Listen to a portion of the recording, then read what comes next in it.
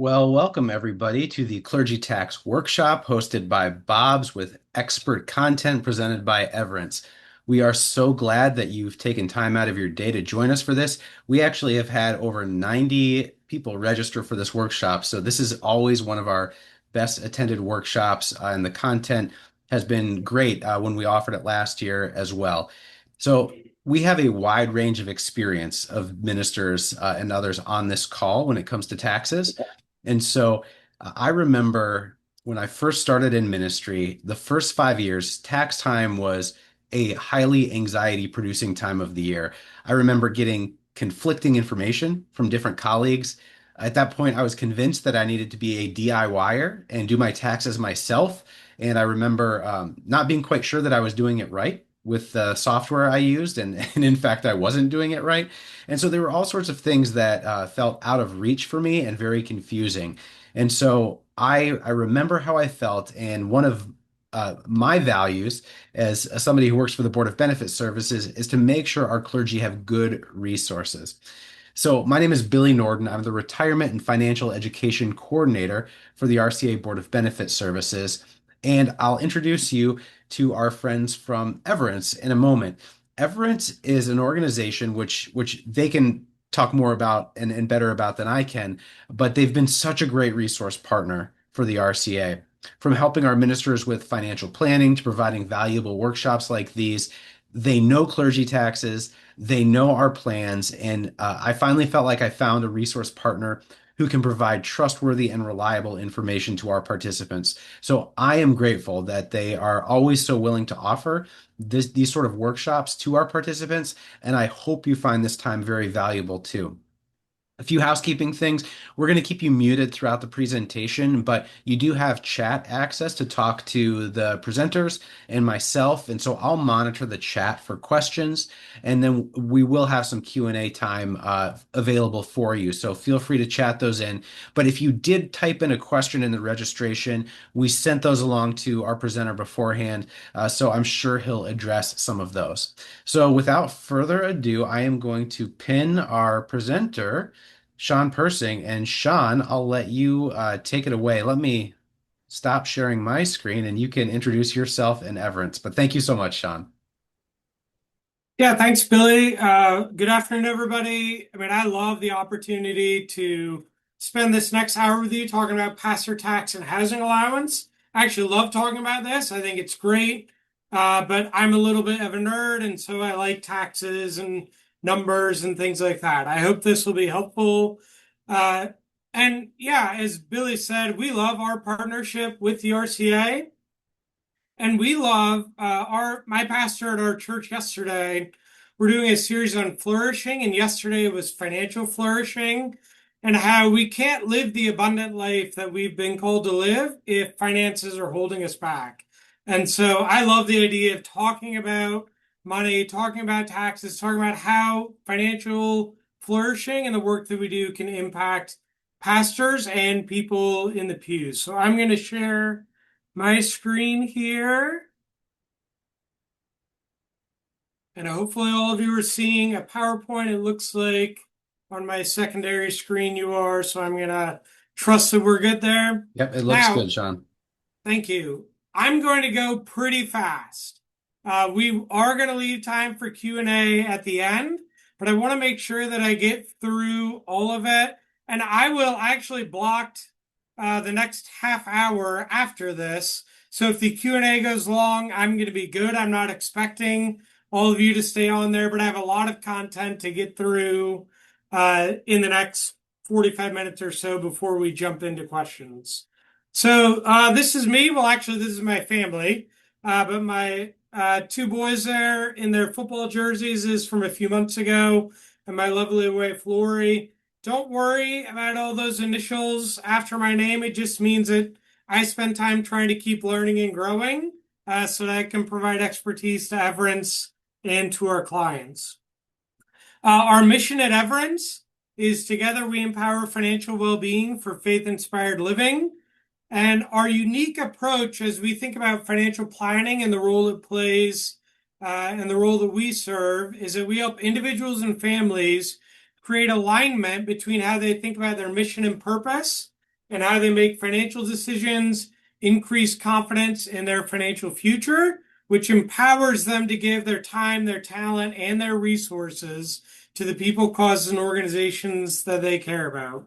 If you don't know anything about Everence, which is perfectly normal, we've been around for 80 years. We were founded in 1945. We're a financial services organization. We have over 375 employees. We have 29 offices spread across the country. And I think that membership number is closer to 80,000 now. I think this was last year's data. Yeah, here's the disclaimer. I'm not a CPA. I do have a lot of knowledge as it relates to this, but this is all illustrative. Don't go and make all of your financial or tax decisions based on something you hear from me over the next 35 minutes. And then tell the IRS that you heard a guy in a seminar tell you this, so that's why you can do it. Getting to that, here's my best advice. We've worked with hundreds of pastors over the 12 years that we've been doing financial planning as a specific product line here at Everence. Find a CPA that you trust and that either has a specialization in pastor taxes or at least has a high level working knowledge. I am not saying that you cannot prepare your taxes on your own.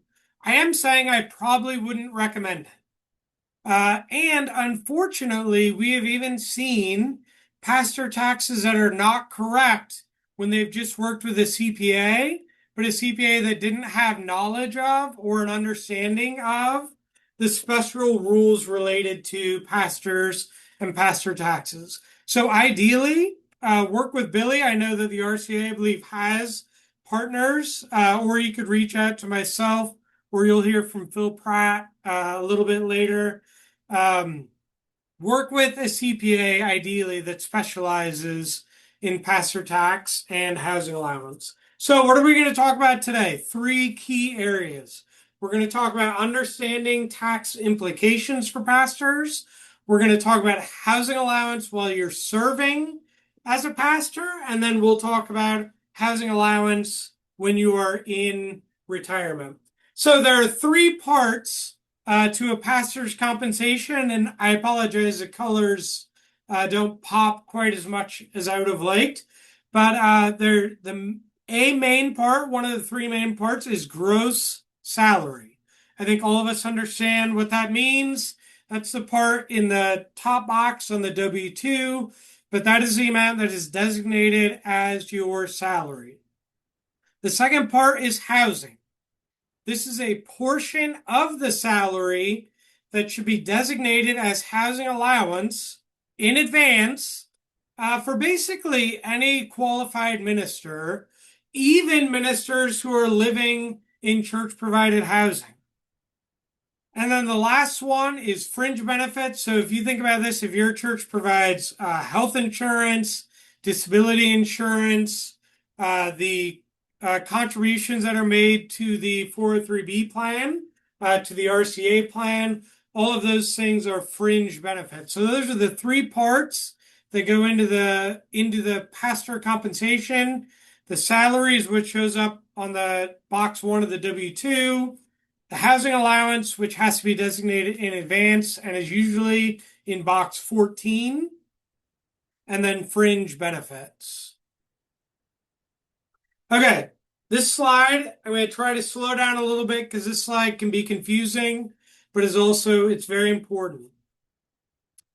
From an income tax purpose, pastors are treated as employees. So that's very similar to me. I work at Everence. I get a paycheck. I get a W-2 every year. On box 1 of that W-2, I have a wage number because I am an employee of Everence. Pastors, from an income tax perspective, are treated as employees. Okay? Income tax is one part of the tax law. There's another part of the tax law that is called Social Security tax. For Social Security tax, which is a different schedule, it's a Schedule SE is what it's called. Pastors are always treated as self-employed. We'll talk about the implications of that a little bit later, and I even have a sample tax return that I'm going to show you. But what you need to understand is from an income tax perspective, pastors are employees. From a Social Security tax perspective, which is a different part of the tax code, pastors are treated as self-employed. Now, there are some requirements that must be met to qualify as a minister in the eyes of the IRS. You have to be ordained, licensed, or commissioned. You must be considered as performing acts of ministerial services. So you could be a chaplain, and this could qualify, um, or you must be a minister in denominational service, on church assignment, etc. But basically, remember, you need to be ordained, licensed, or commissioned by the governing body or the denominational body and performing ministerial services. So, if I was a former pastor and now I work completely unrelated to my pastoral duties or pastoral services, I'm not going to be able to qualify for housing allowance and some other benefits like that. Okay, so let's talk about special tax provisions for ministers. And again, this, if I could get both the last slide and this one all on one, I would. It would help a little bit. Okay, so income tax purposes, the first part of the tax code that we talked about. Exclusion of housing allowance and the fair rental value of church-owned parsonage provided to the minister. So I'm not great at math, so let's say that my total compensation is $75,000. $50,000 is salary, $25,000 is housing allowance. For the income tax code and the top of the 1040, I think it's like box 8 or 9, only what is in box 1 of the W-2, the 50,000, that's what's showing up there. The 25,000 for housing allowance does not get reported or show up on the income tax side of the return. Now, there is an exception to that. We'll get to that in a little bit. For Social Security taxes, so this is the other code, different part of the taxes. Treatment of all compensation is treated as self-employed. So now I need to include both my salary and the housing allowance. So on the Schedule SE, and again, I have an example that I'll show you, both the 50,000 in wages and the 25,000 in housing allowance will be combined, and my total amount on Schedule SE will be $75,000. The third special tax provision is the exemption of ministerial compensation from mandatory income tax withholding. So I'm an employee at Everence. It is a requirement for myself and for my employer to withhold taxes for me. Now, there are forms that you could fill out, I mean, in general, that you could reduce it, but pastors are not required to do that. That is between you and the church, whether or not you want to do withholding, which you can see there is option number 4. There is an eligibility for a voluntary income tax holding arrangement, but it's not required.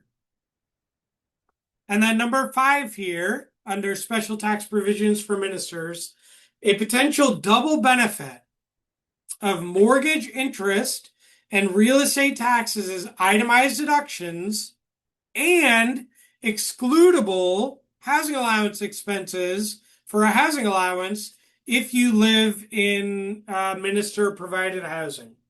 So since the tax law change 7 or 8 years ago, very few people itemize their taxes anymore. I mean, I think the expectation this year is somewhere between 2 and 5%. So it's unlikely that this will be applicable. But if you do itemize, the same expenses that you took tax-free from an income tax perspective for real estate taxes and mortgage interest are allowed to be included in your itemized deduction. Again, it's unlikely, but did want to make you aware that that is possible. Okay, so income tax, part one of the taxes that we are talking about here. The IRS considers virtually all ministers to be employees for income tax purposes. So you report compensation on Form 1040. I don't think it's line 1. That's a typo there. You receive a W-2 from your employer or the church. Now that would be box 1. You get fringe benefits, so accident, health insurance, disability, paid by the employer but not reportable as income. Right? So with the RCA, makes a contribution into your 403B, you don't report that as income. That's a fringe benefit because you're an employee. Not eligible to deduct unreimbursed business expenses. Now, this is our first, hey, alert, red flag. We see this sometimes. If you're a pastor and you're getting a W-2 and doing self-employment, you can't write off business expenses for the use of your home in pastoral ministry. So if you have unreimbursed business expenses that you're doing because of your unique status on the income side as an employee and self-employed on the SECA tax, self-employment tax, you're not allowed to deduct unreimbursed business expenses. We do see that every once in a while. Okay, sample W-2. So this is what a W-2, a common W-2 would look like. You have the name of the church here, and then your name will be down here. Wages, $45,000. Box 14, housing allowance, $16,800. So again, I'm not great at math, but I think it would be something like $61,800. So on the 1040, you'll see 45,000. On the schedule SE, which is a separate schedule, you would see that 61,800. Two different places for two different types of tax.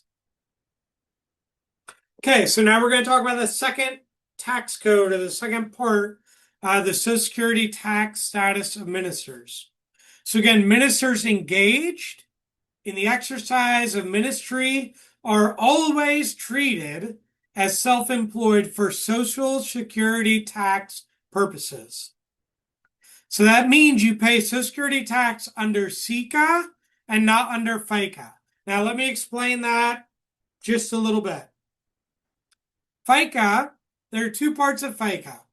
The Social Security payment that goes in and the Medicare payment that goes in. If you take each of those is 7.65%. It's like 6.3 for Social Security, 1.3 something for Medicare. Okay. As an employee, so like I'll give you an example for myself. Everence is required to withhold 7.65% of my compensation every paycheck for FICA. Medicare, Social Security. Everence, my employer, is also required to withhold 7.65% and send it to the IRS for Social Security and Medicare. That's called FICA tax.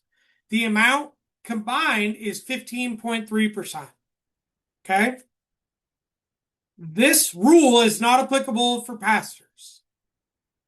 However, the same amount is applicable under Social Security tax. Now, here's where a lot of pastors, the idea or the feeling that you're being double taxed, this is where that feeling comes from. Because the IRS considers you self-employed. You pay the employee side of 7.65%, and because you're self-employed, the IRS says you need to pay the employer side. Therefore, every pastor on all of their compensation will pay 15.3% tax, both the employee and the employer side. And we'll talk about why this is important in a little bit. especially as it relates to Social Security. Now, note here that churches should not deduct a FICA type Social Security tax from the pay of a qualified minister. So if housing allowance has been designated for a qualified minister, FICA tax should not be deducted from pay. The minister is responsible to determine Social Security tax on their Schedule SE each year. And again, excuse me, in just a second, I'm going to show you an example of what that looks like. Pastors can have a withholding arrangement with churches for income tax if desired. And what we see a lot of pastors do is they increase their withholding of income taxes, or even if they have a working spouse, their working spouse will increase, or you pay estimates. Those are the two choices. You increase the voluntary withholding on the income side, or you pay quarterly estimates, which is what the IRS requires all self-employed, pastors or otherwise, to do.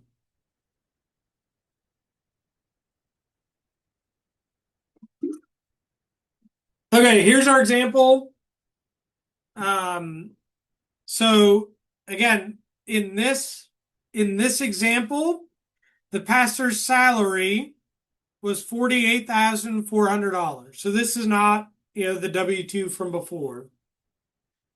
However, they must have had about $15,225 of housing allowance, because you can see here on their Schedule SE, the self-employment tax, that their total amount is $63,826. So here's the two parts of the tax return that you need to understand. The 1040 is the income part. That's where we report the salary. Schedule SE is where we report the salary plus housing allowance, or, and this is important, we see this missed often as well, salary plus fair rental value of a parsonage that the church provides for you. So let's say that you are a pastor at a church. They provide you a house to live in, and the fair rental value of that parsonage, of that house, is $10,000. You did not receive that income. However, in Social Security tax, in self-employment tax, that is considered compensation to the pastor, and so it must be included in.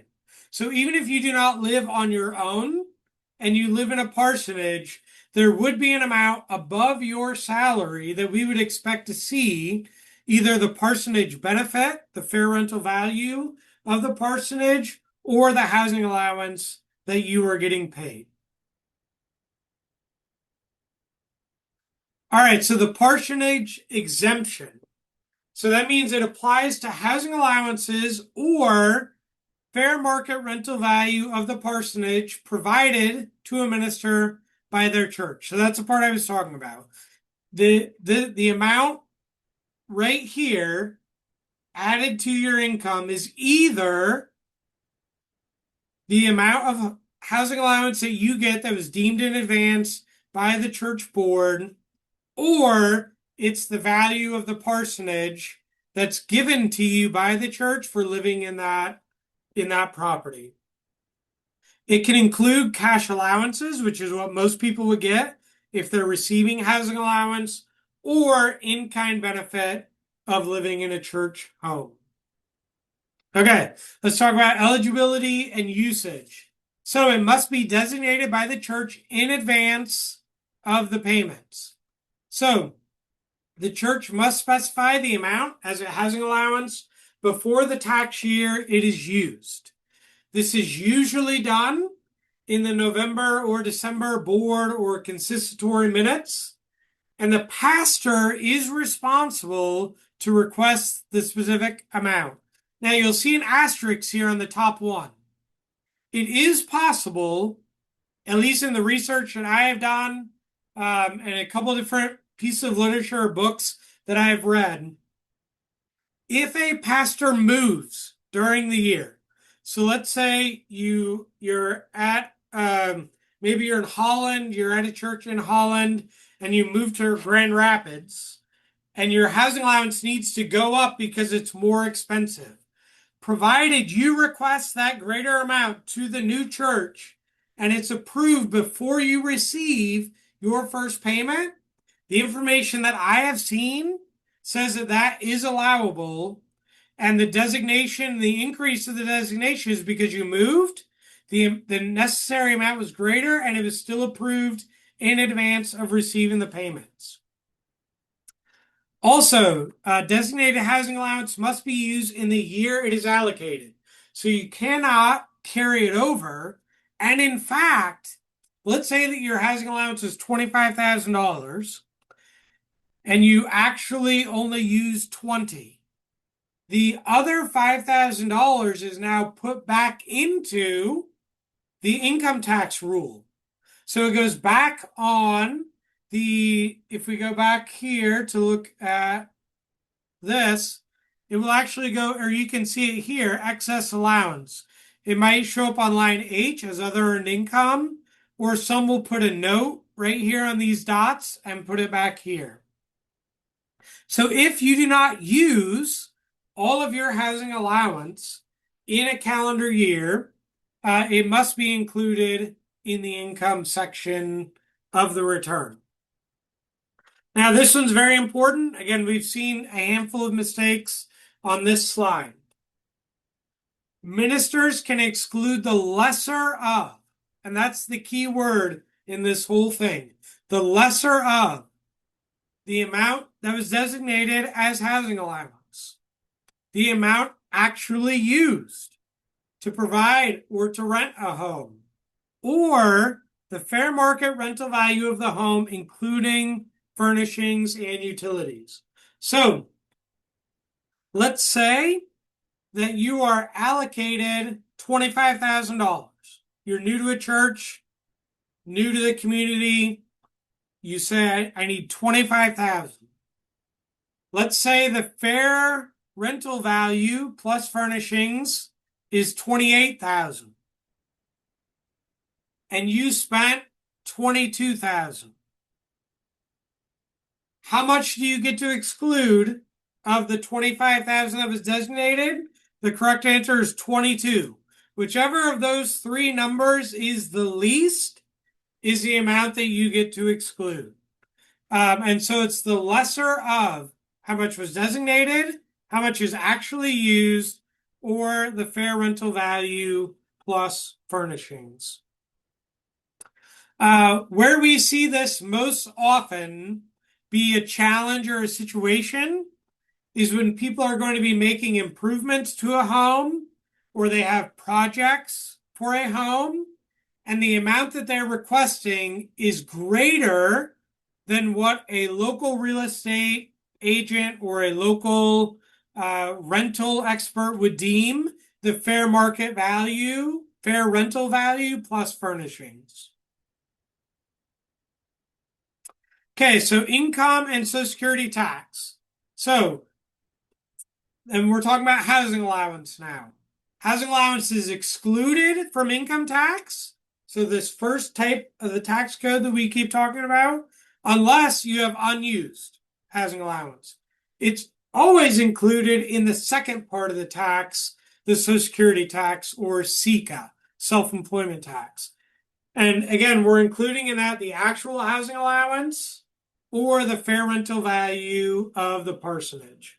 Now, people ask all the time, what expenses are considered or allowable for housing allowance? This is not an exhaustive list, but these are the ones most commonly used.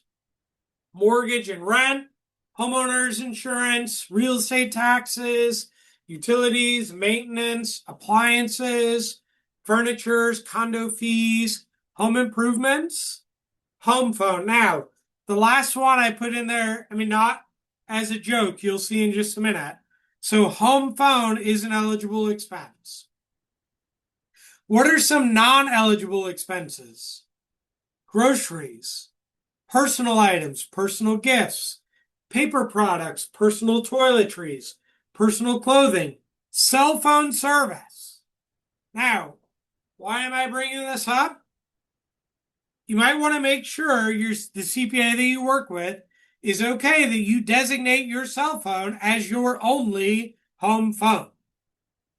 If you still have a home phone and you have a cell phone, according to the way that the housing allowance laws are written, you wouldn't be able to use your cell phone, just your home phone. Most people just have a cell phone. They designate that their home phone. As long as your CPA is good with that, I'm good with that as well. But if you think about things that are perishable, many of those things are not going to be eligible expenses from a housing allowance point of view. So, what are common mistakes that we see? One, failing to designate housing allowance in advance. So, again, there are situations where you can increase the housing allowance during the year, but it's because you moved or there was some kind of event. Okay. Another one that we see is underestimating your housing allowance. So you miss out on the tax benefit because you don't claim enough housing allowance and your actual expenses are more than the housing allowance that was allocated. The third mistake is overestimating it, so much so that you end up including a lot of it back in your income tax. I don't know. I don't know. Again, I'm not a CPA. I don't know what a CPA would say. In the work that I've seen, I would rather overestimate by a couple thousand than underestimate by a couple thousand. That's more of a personal opinion than I would say, like law or anything like that. And then the last one here, not keeping adequate records. In the event that you need to provide the amount to your CPA or you would need to provide that amount to the IRS, you do want to be able to justify the housing expenses that you incurred. Okay, other important tips. These are just sort of things that we've seen. If both spouses are co-pastors, you cannot claim housing allowance for the same expenses. Okay? So you can't both claim the mortgage and the property taxes and the insurance. All of those expenses can be claimed, but the same people cannot claim the same expenses. This is another one. There was actually an IRS a court case on this. You can only use housing allowance on your primary residence. So if you have a second home or a vacation home, you cannot claim housing allowance on that second property. It must be your primary residence. So we've had some pastors ask, well, my current house is paid off. I don't have many expenses, but I have a mortgage on unless it's your primary residence, you can't claim housing allowance on a secondary home. This is one that we've seen as well. You don't want to get into this one. A home equity line of credit or a cash out refinance. You can only count repayment on that if the money that you borrowed was used for eligible housing allowance expenses. And so you can't just do a refi, use it to fund education for your kids or grandkids, things like that, and then use it as housing allowance. It's only if the money that was borrowed was used for eligible housing allowance expenses. And then this last one we've seen once or twice. So if you like Vrbo or Airbnb part of your house, you can't take housing allowance on that part of your house. If any of your part of your house is used to generate income, you cannot use any of those expenses as a part of your housing allowance expense. Okay, housing allowance in retirement. I like talking about this one. So the eligibility of housing allowance in retirement, it must be designated in advance. So again, prior to you receiving the payment. The distributions must be from a qualified church plan. So either the church pension or church-sponsored retirement plan. In the RCA world, both the current RCA plan and I don't remember the name of it. So I'll call it the old RCA plan. Sorry, Billy, I know there's a real name for it. I forgot. Um, Both of those are eligible to be used for housing allowance in retirement. Current year expenses only. So you cannot amortize large expenses over multiple years. If you're doing a big, project on your home that's $100,000, you can only use the lesser of the actual expenses, fair rental value plus furnishings, or the amount designated. And then the funds distributed must be for while you are working as a minister. Okay? Now, here's a big thing, and I think we talk about this later, but I want to say it again. Amounts that you intend to use for a housing allowance in retirement must stay in the church plan. Do not roll those out to an IRA. Do not move them out of the church plan. There is a housing allowance letter that you can get from, and I put a link in here. I know we did last year. I'll get this slide deck to Billy so that he can share all of these slides with you. If you're working with Fidelity, you need to request housing distributions, and then Fidelity will not withhold taxes. And then the old RCA retirement plan, again, it can be used as housing allowance. Okay, so common mistakes. Not realizing or using the benefits of tax-free housing allowance in retirement. And so the only amount that you can get out of your church retirement plan tax-free is the amount that you have in housing allowance expenses that are designated as housing allowance expenses. The second one, rolling funds out of a church-sponsored plan into an IRA. Again, only do this with assets that you do not expect to use for housing allowance. Now, we've helped pastors do this, so I'm saying don't ever do this. But if you have more in your RCA plan and you know you're only going to get X amount out and you want to be able to use others for qualified charitable distributions or other things that you want to do, that's okay. Just make sure that you and the person you're working with are well aware that when those assets leave the church plan, they can never be used tax-free for housing allowance again. Incurring expenses too large to be used for housing allowance in a single year. And then the last one, not ensuring proper documentation and designation of housing allowance from the church sponsored plan or the denomination. Okay, this is new for this year. So many of you may be aware, July 4th, 2025, it was called One Big Beautiful Bill Act was passed. And there's a few things I just real quick wanted to throw in here to help you think about. One, if you're a pastor in a state that has high state income taxes and high real estate taxes, I know we have offices in California, Alaska, like on the coast. The SALT deduction has gone from $10,000 to $40,000 for married filing joint.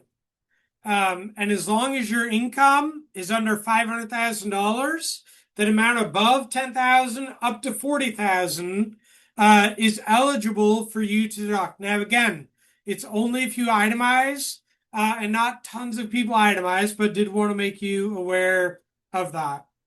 Second, if you are over the age of 65, this started in 2025 and is going through tax year 2028. $6,000 per person. Now, it does not matter if you itemize or if you take the standard deduction. This $6,000 deduction is after that deduction takes place, and the phase out is $75,000 if you're single, or $150,000, and these are AGI or modified AGI. My apologies, modified AGI, or $150,000 for married filing joint. So the standard deduction plus the enhanced senior deduction could be 46,700 if both spouses are over 65 in the given tax year. And so we've seen that lead to big potential opportunities from a tax perspective. Okay, personal charitable giving changes. Two big ones here. The first one is this. For individuals that do itemize, there is now a 50 basis point reduction of their charitable giving that counts towards their itemized amount for charitable giving. So if your AGI is $100,000 and you give $10,000, the IRS is only counting 9,500. And so it's essentially the higher your income, the more you have to give for it to count towards your itemized deductions. Again, that's not going to affect a lot of people, but this next one will affect a lot of people. And people should be thinking about this as it relates to your church. Okay? For non-itemizers, so again, we're talking 95+% of tax filers. $1,000 per individual, $2,000 per couple. This must be a cash gift and it must be to the charity. This cannot go into a donor advised fund. I love donor advised funds, but this money cannot go into a donor advised fund. And it has to go to the charity and it needs to be cash. So it can't be appreciated securities, can't be donated real estate. It needs to be cash. So a big talking point this year, I know that we're using with all of our clients, is if you're not itemizing, the first $2,000 of your giving needs to be via cash or check to your charity or your church to make sure you're getting that extra $2,000 deduction on your tax return. Child tax credit. So if you're a pastor and you have children under the age of 17, you get a $200 increase in the child tax credit. The phase out for this did not change. Okay, so I'm going to transition a little bit. And again, we're going to leave time for Q&A. And I said this earlier, we love partnering with the RCA. Everence as an organization, I think we partner with somewhere around 35 to 40 different denominations. We want to help people flourish and we want to help people live out their faith in how they make decisions about money. So if you're interested in working with Everence or our partnership, reach out to Billy. He can help you with that. And I'm going to take 2 minutes to talk a little bit about, we do have a partnership specifically related to financial planning with Everence and the RCA. If you engage with Everence, we're talking about all 7 areas of your financial aid. Cash flow planning, so protection, insurance planning, investment, retirement, tax planning, which is a big one, especially for pastors, even in retirement, estate planning, and charitable planning. We take a team-based approach. We're fee-based, which means one of the things that clients ask us all the time, do you have to manage all of our money to engage in financial planning? No, we don't, because we have plenty of clients who pay us to be objective third party. We don't have to manage your money to engage in financial planning.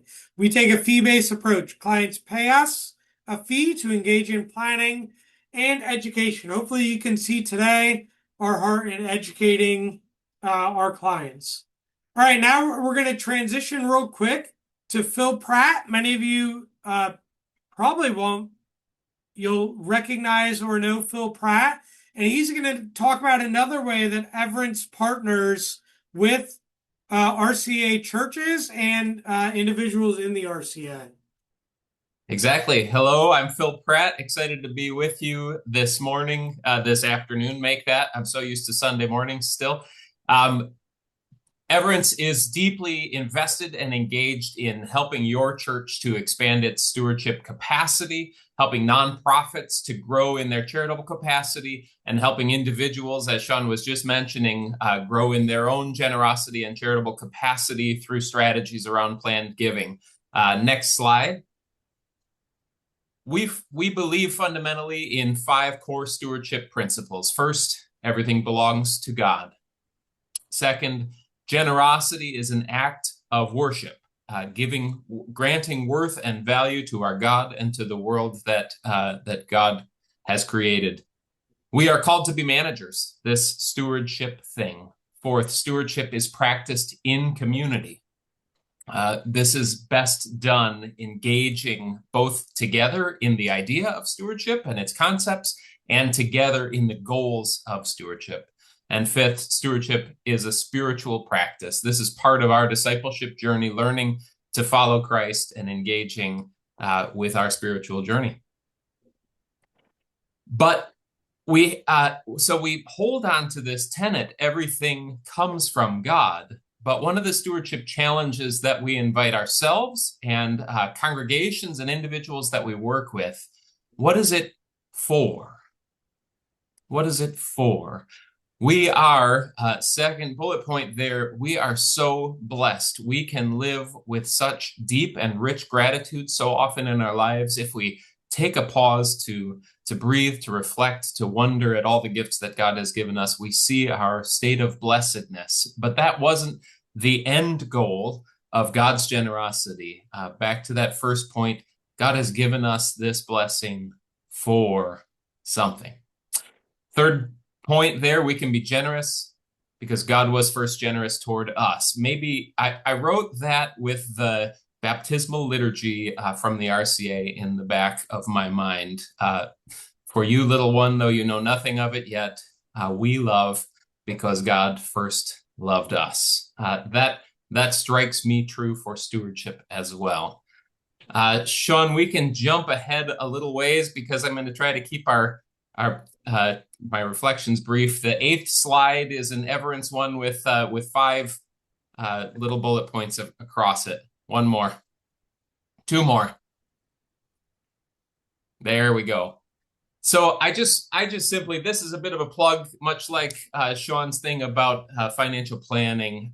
Everence is excited to have the opportunity to help congregations grow in generosity, think about their culture of stewardship, think about campaigns, respond to need and, in fact, crisis from time to time in congregations. And one way that we do that is we invite folks, we invite your donors and congregants, donors in nonprofit settings as well, to think about creative ways that they can give. I met with a congregation yesterday who was wondering, kind of eventually, how can you squeeze more offerings and pledges from a congregation when they're giving as generously as they can? And it doesn't feel good to the leadership of the church, and it doesn't feel good to the members if we are saying more, squeeze it out of your budget, sacrifice somewhere in your life. That starts to hurt.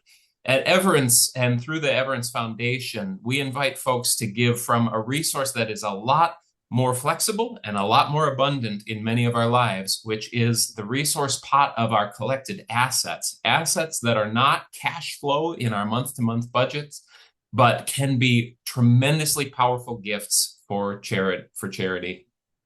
Designate one or multiple assets. We provide expertise to receive special assets, homes, rental homes, investment properties, any kind of investment structure that has appreciated, we can help with. Everence can support multiple charities with your gift. We can routinely update your charitable intent with regard to your estate planning. So you don't have to go back to your lawyer and pay big money to update your will routinely if your ideas and the charities that you want to support change. And we can manage all of your charitable distributions, take a bit of burden off of your estate team, and allow Everence to help support your charitable intent. So we'd be thrilled, next slide, to be your charitable partner or to be a stewardship strategist alongside your congregation. Ooh, yeah, and because Shawn put his family photo on there, I decided I'd replace my little headshot with a family photo too. There are our three kids and myself and Andrea in the green hat, sort of hiding back there. Thanks for your time. I'll turn it back over to Shawn to head our Q&A. Thanks, Phil. And thanks. So, Billy, I don't know if you want to jump in with the Q&A or if people are just going to unmute. Doesn't matter to me either way. Yeah, so I have not given people the ability to unmute, but maybe we'll do Okay. that if we're feeling like offering that sort of freedom in this space.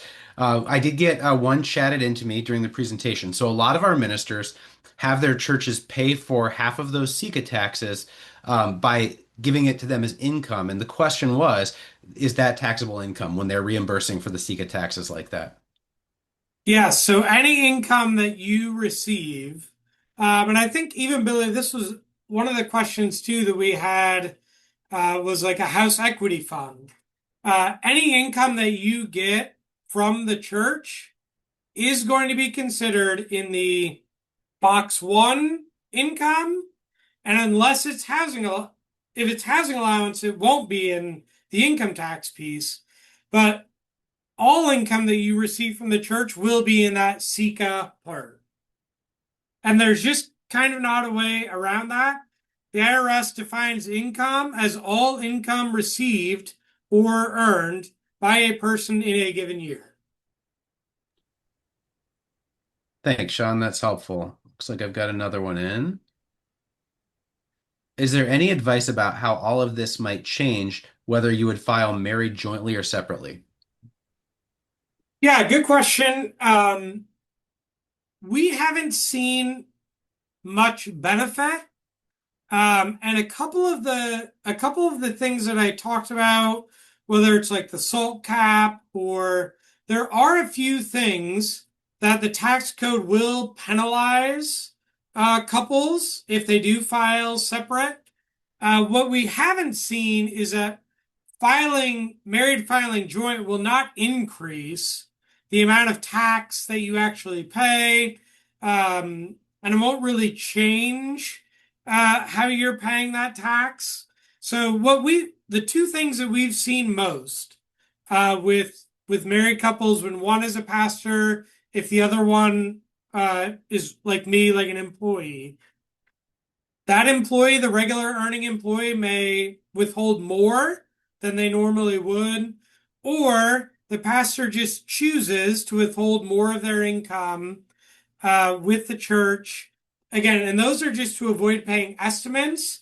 None of those are really going to change the amount of tax owed or the way that you pay the tax. But good question. Thanks, Sean. Next one. Somebody who is self-employed as a business owner and a pastor, is there any special attention they need to be paying towards SECA taxes in that circumstance? Yeah, the only thing to be aware of in that situation is that it'll likely be a Schedule C for your business, which pastors would not use as Schedule C. Or, again, depending if you do sorry, I don't mean to get technical. If you do an S Corp, which is a way that some people will organize their business so that there's liability protection, then you would have what's called a K1. But in general, you'll pay all of your business tax and all of your self-employment tax from the church at the 15.3%. Unless you hit the IRS maximum, there's a maximum amount that above that, you don't pay the 15.3%. But again, that's a rare situation that we see. Thanks. This pastor asks, since our income tax rate is about 10% and SECA is 15.3%, would it make sense to forego a housing allowance? Yeah, we've had that asked before. I think the way that I would frame this, one, work with your CPA that specializes in pastor tax. Two, the 10% tax bracket is a pretty narrow tax bracket in general. My guess is that if you were to include your housing allowance in that, it would at least bump you to the 12%. And so I don't know that I would recommend foregoing housing allowance. I also think that either way, you're still paying all of it on the SECA tax form. And so you're just including more in the income and the same amount in the SECA. So I would still claim housing allowance to not pay it even at 10%, so that I'm just paying all of it at the 15.3 and just the salary at the 10. Thanks, Shawn. This next one is one we've had before, and it's a good one. This pastor has lived in a parsonage for most of her career and is wondering if it makes sense when purchasing a house in retirement to take out a long-term mortgage to potentially have that as a housing allowance benefit. Yeah. So I'm going to be very clear in this is my opinion. So don't this is not like Everence, although a lot of people here at Everence agree with me when I explain this to them. But when I talk to a lot of pastors at first about what I'm going to say, it's not what they expect. So I'll just say this is my opinion from spending years doing this in my own research. I think one of the best things a pastor can do going into retirement is getting a long-term mortgage that aligns with how much they have in their 403B or church sponsor plan. So I'm going to give you an example. So let's say that you've got $250,000 in your RCA plan. If you are working with me and you were comfortable and willing to do this, I would encourage you to get a mortgage somewhere between $200,000 and $250,000. And if you're 65 to 70, we'd probably do a 10 or a 15-year mortgage so that you can use as much of your RCA plan to pay for that house tax-free. Because what happens once you've paid for that house tax-free and you pass away? That house gets a step up in basis, and whoever you give it to, whether it's people, causes, or organizations, will not pay any tax on that. If you left all that money in your RCA plan and only took out RMDs and you die with $200,000, if it goes to a charity, they don't pay any tax. That's fine. If it goes to your kids, they've got a certain amount of time to get it out and they're paying tax on it. So again, I don't force this on pastors. I don't make them do this, but we love to tell pastors about the retirement tax hack, which is aligning a mortgage amount with your retirement plan amount at a time frame that you feel comfortable. We usually don't do 30 years because when the pastor dies, the spouse loses the benefit of the housing allowance.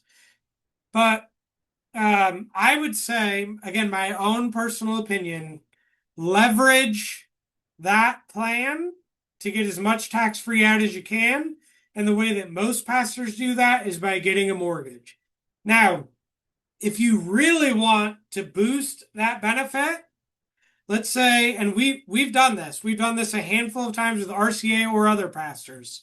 So you lived in a house and you have $300,000 of equity in your house. And you have $300,000 in your RCA plan.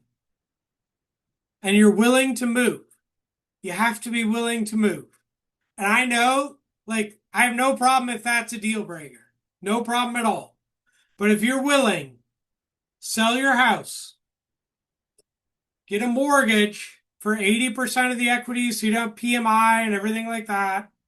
Again, 15-year likely, maybe 10, maybe 20, depending on your age. Take the $300,000 in equity and invest it. Live off of, use the housing allowance in retirement as much as you can to get all that money out of your pastor plan tax-free. And that, when we do that, and again, God's economy is not our economy. But in our economy and with the rules that we have and the software and the tax stuff, it's a huge boost for pastors when they're willing to think about and engage in that strategy. Shawn, this is why I enjoy hanging out with you. These are good strategies to consider if it fits your situation. We had one from a pastor who's recently retired and got the 1099-R reporting for those distributions. Can you give a few high-level comments about what to know when filing taxes when you've received a 1099-R for retirement distributions? Yeah, the important thing to do is make sure that you have the letter. And I don't remember what slide it was on. Again, I'll give Billy the slides. But you need to make sure when you go to your CPA, and hopefully it's the same CPA you've been working with so they understand how it works, but you give them the letter and you say to them that all of this distribution was considered as housing allowance and used for eligible housing allowance expenses according to the IRS rules for a pastor housing allowance in retirement. This amount should not show up on my tax return. Not like show up and be. Now, some put it in one part of a schedule and then deduct it. I've seen plenty that just don't put it on the tax return. I'm not a CPA, so I can't say which of those is right. But as long as it was designated in advance, it was used for housing allowance, it came from a church plan, and you have the letter, you should not pay tax on any of those dollars.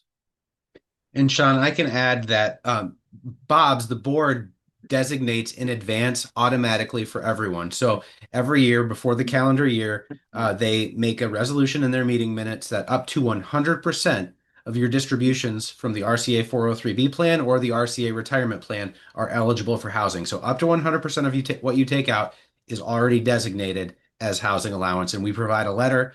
We'll mail those out, we email them, and they're on our website. The last 7 years worth are always on the website if you need them.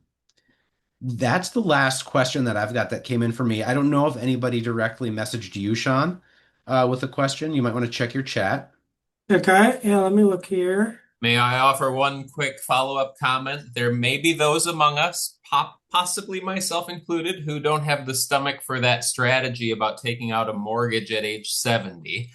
If that's the case, and for all of you except my father on this phone call, if you will have monies left in your retirement plans close to your passing, those should be designated, as Shawn mentioned, to churches or charities so that those gifts can be received after your passing without taxes. Ideally, those are not great inheritances for your kids. Managed a situation with the donor just last week around frustration about how much taxation there was in his inheritance because it was an IRA. So leave those. If you're going to have money left in your retirement plan, leave it to a church or charity that you love. Yeah, Billy, I did have one. So someone asked about the 2000 charitable designation. Is it a credit or an income deduction? And I might have said this wrong, so this will give me my chance. Thanks for asking to clear it up. It's not a credit, which are the best things on, the two best things on tax returns are income that doesn't show up and credits. It's not a credit, it's a deduction. So if your income was 40,000, your standard deduction was 30. That's not true. I'm just not great at math. And you have 2,000 more, it will take it from 10,000 down to 8,000. I found that was one of my takeaways, Shawn, from I learned something new every year, and realizing that 2,000 should be in cash, to your church or charity of choice. That was really helpful to me. A good question came in, one more. What about Christmas gifts given when the church has solicited the gift? So like if the pastor gets a cash bonus that's collected as a Christmas offering. Yeah. Well, that's so my understanding of the IRS tax code would be that would be taxable. But individuals can gift to individuals up to a certain amount each year with no tax ramification. But if it goes through the church, I would imagine that it's going to be taxable income to the pastor. Yeah, Yes, Shawn, that's what I understand. The caveat there is that very rarely do individuals want their pastor to know how much they contributed in the Christmas gift kind of thing. So usually churches collect these into a single pot and then make a single check from the church account, which makes it taxable income. It's tricky that way. Yeah, and I doubt churches want individuals just walking up to the pastor around Christmas and slipping them checks or cash. So, Depends what geographical context you're in, but yes, that is normally the case. So we are, well, actually, I've got one more. I was just going to wrap us, but let's see this last one. Okay, here's a question. Can money in the 403(b) be used in retirement to pay for nursing home costs without incurring taxes on the disbursement, if that is their new primary residence? This is a good one. yeah, that's a great question. And so, what we have found is that in most situations, if you live in some call them continuing care retirement communities, there's lots of different names for them. You have to go to the entity and they have to be willing to provide you the amount that they deem only as housing expenses. So if you think about I think about this, my son's only a year away from college. So I think about I have tuition and then I have room and board. So at a facility like this, there would be like override costs, there would be housing, there would be skilled or nursing care, there would be assisted living type. There's only one sliver of that would qualify, and that's the amount, and you'd have to get that from them. We've had some that won't give it to pastors. I find that rather unfortunate. But it's most pastors that we've found have had to request from the CCRC or the institution, I have housing allowance. I need to know what part of my monthly fee and my, buy whatever it is can be designated for that. And then oftentimes, not all times, oftentimes they'll give a letter and it's some percentage of the amount. Thanks, Shawn. That's helpful.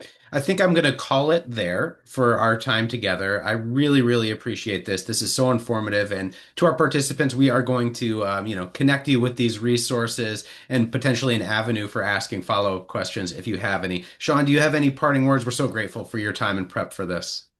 No, I will get the slide deck to Billy. And again, like Billy said, if you have questions, let us know. And if you're interested in working with us, we'd love to hear from you. And you can talk to Billy about that as well, or reach out to Phil about how Everence can come alongside you and the work that you're doing in your churches. But thank you for your attention. We appreciate it, and thanks for the opportunity to serve pastors. Great. Thank you, Shawn and Phil, and thank you all for your time. Have a great rest of the day. Bye.